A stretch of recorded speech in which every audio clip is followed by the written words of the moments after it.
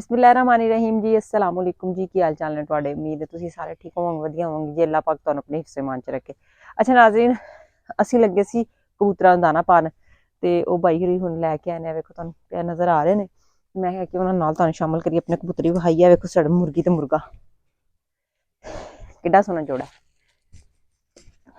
ऐ। मुर्गी ते मुर्गा इन्हां दा इंतजाम असीं नीचे कीता होया है। इहदे नीचे ही बंद ने, ओह बंद करने इन्हां नूं ते ऐ लैके आए ने। कन्नै क्या पावांगे कबूतरां नूं। अजकल ठंड ज्यादा है, धुंध पैंदी पई है, इस तो इन्हां नूं बाहर नहीं एडा कड्ढी दा। अच्छा जी, दाना लैके असीं छत ते आ गए, कबूतरां नूं पान लगियां ते ना जुत्ती ना मेरी वहाओ। जुत्ती जेहड़ी है ना, मैं मूलियां तोड़न वास्ते कि मेरे शूज गिल्ले हो गए, सवेरे मैं चेंज कर आई हां। अच्छा जी, कबूतर जिहड़े ना बाई कहंदे नवें ने ते सवेरे ज्यादा मैं उप्पर जाके कबूतरां नूं दाना नहीं पावांगी। इस जगह ते बैठ जन्नी आं। इत्थे बैठ के मैं जेहड़ा ना इन्हां नूं दाना पाना, ठीक है जी, ताकि उड्डन ना। क्यों? क्योंकि धुंध बहुत ज्यादा है, जिहदी वजह तो उन्हां दा जे उड्ड गए तो वापस नहीं आने। मैं ठीक है, मैं इत्थे बैठ जन्नी आं। हेलो जी, कबूतर निकलना शुरू हो गए ने।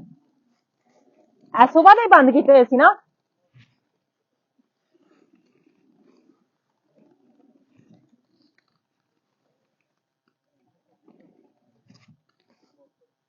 बड़े ने ना सुबह दे ना कबूतर सारा दिन दे बंद सन ते देखो किड्डे आजादी किन्नू नहीं पसंद भला।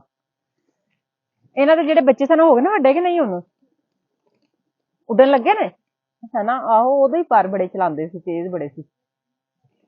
आ भैया जिन्हां दे पिच्छों पर कट्टे हुए ने हैं। अच्छा अच्छा अच्छा, हाँ हाँ, सही है, ठीक है। पानी इन्हां नूं प्यास भी लगी सी, पानी भी पींदे पे ने। आ होर कबूतर हुण कित्थों लैके आंदे ने? किहने लैके आए? अगर तो कुछ दिन पहले तुसीं देखे होने ने, थोड़े ਜਿਹੇ कबूतर सी, लेकिन दिन पर दिन ਜਿਹੜੀ ਇਹਨਾਂ ਨਾਲ ਬਰਕਤ ਪਈ ਜਾਂਦੀ ਵੀ। ਮਾਸ਼ਾਅੱਲਾ ਭਾਈ ਨੇ ਕਾਫੀ ਜ਼ਿਆਦਾ ਜਿਹੜੇ ਇਹਨਾਂ ਕਬੂਤਰ ਜਮਾ ਕਰ ਲਏ ਹੋਏ ਨੇ ਤੇ ਕੁਝ ਬੱਚਿਆਂ ਵੀ ਇਹਨਾਂ ਨੇ ਦਿੱਤੇ ਨੇ ਕਬੂਤਰਾਂ ਨੇ। ਉਹ ਹਲੇ ਅੰਦਰ ਹੀ ਨਹੀਂ, ਉਹ ਨਹੀਂ ਬਾਹਰ ਨਿਕਲੇ। ਉਹ ਬੱਚਿਆਂ ਨੂੰ ਕੀ ਖਿਲਾਉਂਦੇ? ਉਹ ਤਾਂ ਬਾਹਰ ਨਿਕਲਦੇ ਨਹੀਂ, ਆਪੇ ਚੋਗ ਜਾ ਕੇ। ਵਾਹ, ਸਹੀ ਹੈ। ਉਹ ਤਾਂ ਦਾਣਾ ਚੁਗਦੇ ਪਏ ਨੇ, ਜਿਹੜੇ ਇੰਨਾ ਕੁ ਦਾਣਾ ਪਹਿਲੇ ਖਾ ਲੈਣਗੇ ਤੁਸੀਂ। ਬਸ ਇੰਨੇ ਵੀ ਪਾਣੇ ਨੇ ਇਹਨਾਂ ਨੂੰ, ਬੜੇ ਨੇ ਫਿਰ ਇੰਨੇ ਵੀ। ਧੁੰਦ ਵੀ ਜਿਹੜੀ ਹੈ ਨਾ ਵੜਦੀ ਜਾਂਦੀ ਪਈ ਹੈ, ਹਵਾ ਦੀ ਵਜ੍ਹਾ ਤੋਂ ਨਾ ਆਲੇ ਦੁਆਲੇ ਕਾਫੀ ਇਕੱਠੀ ਹੋ ਗਈ। ਤੇ ਭਾਈ ਮੋਹਸਿਨ ਤੁਸੀਂ ਛੱਤ ਤੇ ਸੌਂਦੇ ਹੋ ਰਜ਼ਾਈ ਲੈ ਕੇ ਧੁੰਦ ਦੇ ਵਿੱਚ?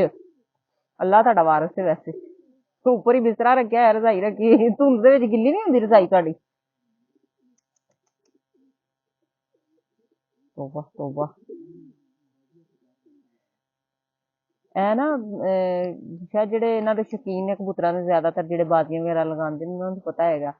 ਐ ਵੀ ਸਾਡੇ ਭਾਈ ਵੀ ਇਹਨਾਂ ਨੂੰ ਕੁਛ ਕਬੂਤਰਾਂ ਨੂੰ ਬਾਜ਼ੀ ਵਾਸਤੇ ਤਿਆਰ ਕਰਦੇ ਪਏ ਨੇ। ਇਹਨਾਂ ਨੂੰ ਬੜਾ ਸ਼ੌਕ ਹੈ। ਮੈਨੂੰ ਵੈਸੇ ਅੱਛੇ ਅੱਛੇ ਲੱਗਦੇ ਨੇ ਕਿ ਬੰਦਾ ਇਹਨਾਂ ਨੂੰ ਇੰਝ ਹੀ ਦਾਣਾ ਸ਼ਾਣਾ ਪਾਉਂਦਾ ਰੱਖਦਾ। ਇਸ ਚੀਜ਼ ਦਾ ਬੜਾ ਸ਼ੌਕ ਹੈ, ਲੇਕਿਨ ਇਹ ਨਹੀਂ।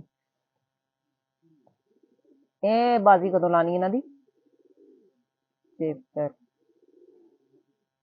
ਮਾਰਚ ਚ ਤੁਹਾਡਾ ਇਰਾਦਾ ਹੈ? ਵਾਕਈ ਇਰਾਦਾ ਜੀ? ਪਰ ਦਫਾ ਮਾਰ, ਕੀ ਕਰਨਾ ਜੀ। ਅੱਛਾ ਚਲੋ ਭਾਈ।